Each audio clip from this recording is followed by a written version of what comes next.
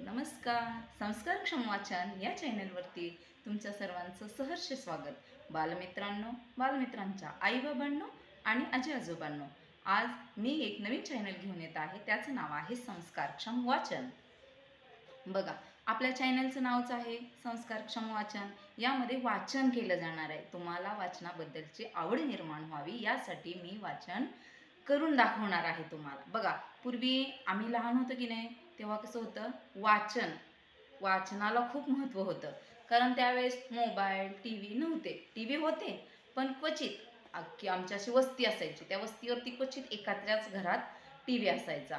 परंतु आता काय झाले, घरोघरी टी व्ही, प्रत्येकाच्या हातात मोबाईल, त्यामुळे वाचन कोणीच करत नाही आहे. आम्ही लहान असताना बघा, आम्ही अंकुर वाचायचो. पुढारी पेपर आहे का, त्याच्यासोबत अंकुर पुरवणी यायची. त्यामध्ये अकबर बिरबलाच्या गोष्टी, टॉम बहादूर, असे अनेक किस्से छोटे छोटे.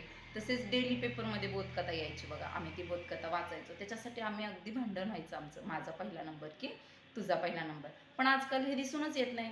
कारण कारण आजकाल मोबाईल आहे आणि मोबाईलमध्ये शॉर्ट व्हिडिओज आहेत, गेम्स आहेत, तेच पाहतात सगळे. वाचन कुणीही करत नाही. म्हणून मला काय वाटलं, आपण थोडंसं वाचनासाठी प्रयत्न करूया. म्हणून मी संस्कारक्षम वाचन हा चॅनल घेऊन येत आहे. आणि तुम्हाला जर आवडलं तर तुम्ही नक्की बघा, शेअर करा आणि सबस्क्राईब करा.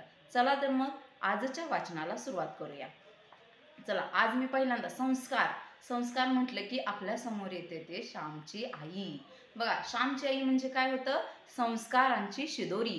आणि ती शिदोरी आज आपण खोलणार आहोत. बघा, पहिला श्यामची आई हे पुस्तक कोणाचं आहे माहिती का, साने गुरुजी. साने गुरुजी